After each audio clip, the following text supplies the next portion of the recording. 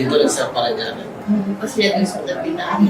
Actually, nagkakilala kami sa pinsan ko. Hiningi ko yung number niya, tinext ko siya, nagkaroon ng communication. Doon na kami nag-start ng Ligawan. Nagkaalala po kami sa lamay po ng lolo niya. 16 years of being together. 9 years na kami nagsasama. 7 years na po. Siguro lack of time. Pilisip ko kasi sunod-sunod yung anak na. Nahudot po. Buti nga po ngayon natuloy. Sobrang saya po. Sobrang saya as in. Finally, after 16 years, getting married na. Napaka-happy namin ng dalawa. Masaya po, nakaka-proud. Mga nakaraan. Napaka-memorable.